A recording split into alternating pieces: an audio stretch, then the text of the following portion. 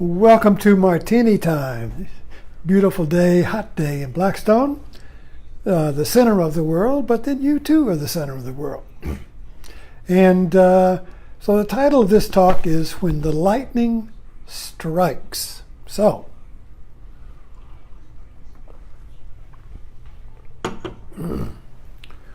I'll drink my Beef Eaters gin and ask the Beef Eaters, who are the threshold guardian, to remove the obstacles to this talk.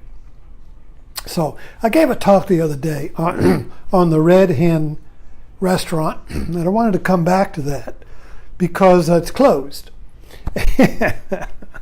And the protests were so, sorry, I got a, excuse me.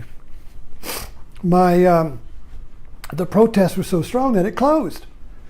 And so I think we need a metaphor to understand the conditions we're living in. You just can't, things are so confusing and new. We've never lived in times like this before, so we can't compare it to anything before. We try, but it just doesn't help. It's kind of like the obelisk in 2001 Space Odyssey. There's nothing to compare it to. So times are, and that makes it rather frightening and full of anxiety because we don't understand what's happening. So we need some good metaphors. So that's my job, to provide metaphors. So the metaphor we're working with today for this is the lightning strike. Now, we all know that when there is a thunderstorm, there is anger in the sky. There's polar charges building up. There's negative up in the sky building up and positive in the ground. And if you stick your finger up or an umbrella or stand up in a field with a golf club, bam, you might attract these two polar charges because they want to release themselves. They want to release the energy. And that's what thunder is. When the lightning strike, it burns the oxygen and the air comes rushing in. Kabam! Makes thunder. Well, let's look at our society today. There are negative and positive charges building up in the atmosphere. You could say left and right charges. You could say positive and negative charges. But anyway, they're polar charges. They're opposite charges. So, excuse me again, boy. With a mustache, it could become a snot collector. The charges build up, and if you stick your finger up, stick an umbrella up, like the Red Hen Inn, was really just basically telling somebody that you didn't want to serve them. It was a local event. But immediately, kabam! Kabam! You see, the charges met and just fried that Red Hen Inn to pieces. It frizzled it. So anytime today, the media, you see, the media that we live in, everybody's got a camera now. So no matter what you do, there's somebody there, oh man, they're going to take a picture of it, and bam, it's on YouTube or on Facebook or wherever, and bam, the lightning hits and you're fried. Now the frying is always going to be positive and negative, like the Red Hen. So you had positive and negative demonstrators out there, protesting, burn it down, and yay, we're going to eat here. Bam! You see, the polarization of our nation gets grounded in whatever appears on the media. So a minor event becomes a national event as soon as it pokes its little head up, and this energy, this tension strikes because it wants to be released.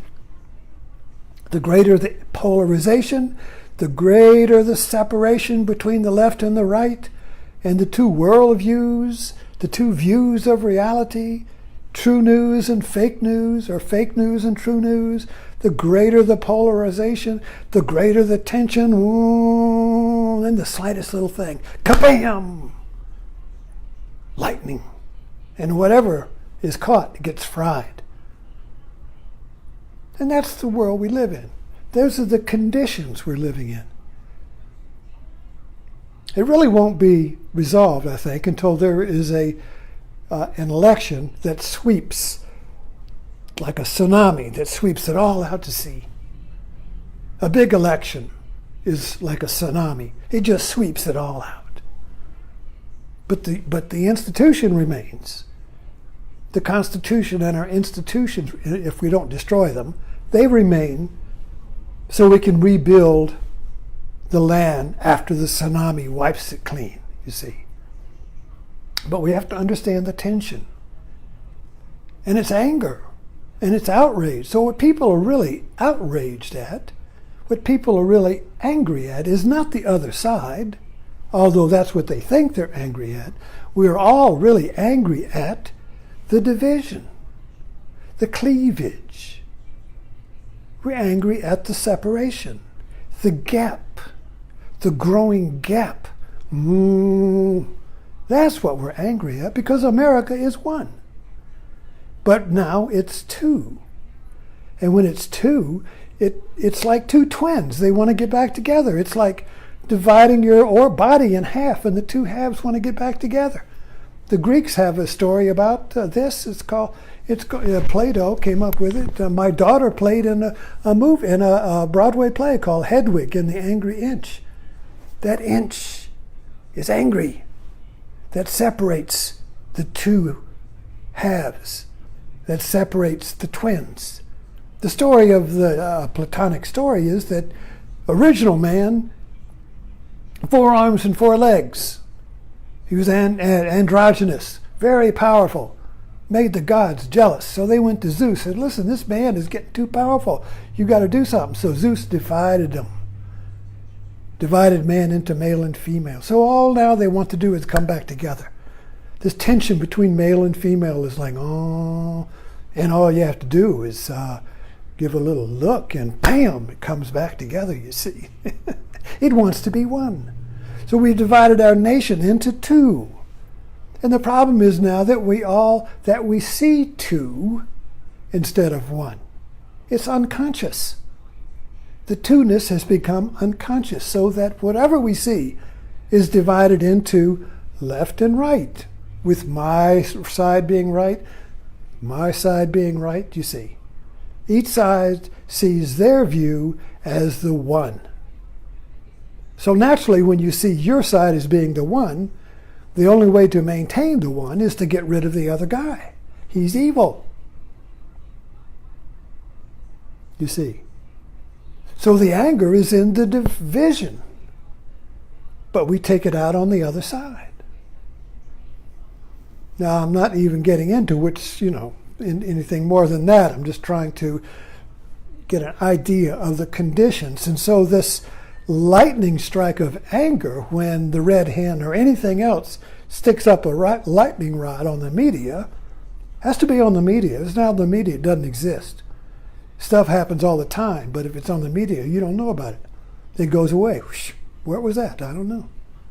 As soon as it gets on the media, lightning strike will hit. Boom! All of the energy from the whole American cosmos will come running and ground itself in that one little incident.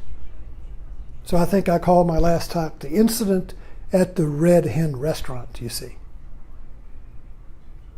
So this title, this one is on the lightning strike.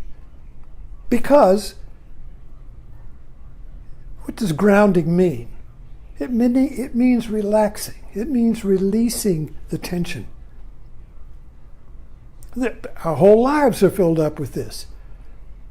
Desire pents up. Oh, I need some. Oh, I want that car. Oh, I want that car. Oh, bam, I get the car. Oh, it doesn't last. Now what do I want?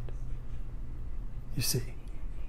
So our whole culture is based on this tension and relaxation. I talked about this with the soccer game. What's the soccer game but a psychic massage, a roller coaster of the psyche? Tension, release, tension, release. Rock and roll. My daughter sings in Led Zeppelin music. Tension, release, tension, release.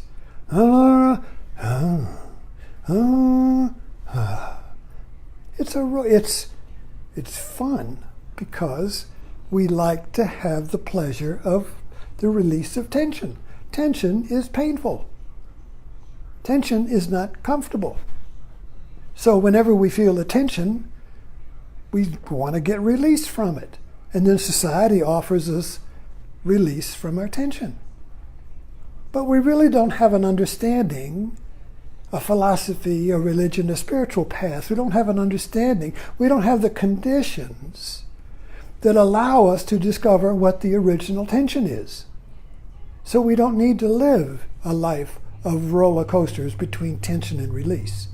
That's why our bodies are falling apart.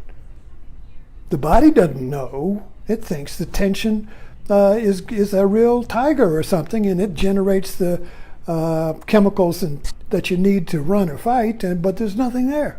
So it turns to poison. Stress disorder diseases. Stress. Everybody's got. What is stress? It's tension. You can't find a release from it. And today we're very tense because the media is the field of tension and there's no release from it. There's no escape. You mention anything, it becomes a lightning rod. Bam! Bam, you see. Everybody wants release. But because we're not treating the symptoms or the conditions, the release is temporary. And we get angry because the last release didn't work. We lose hope. So I'm going to destroy that other person, you see. That creates the mass shooter. He can't stand the tension anymore, so he's just going to shoot everybody, including himself. Death is the final release from tension. So this whole thing is just a pathway to death, a pathway to self-destruction and peace. There is no peace and lasting peace like death. The final solution to the tension or the wound that we can't heal. Thanks for dropping in.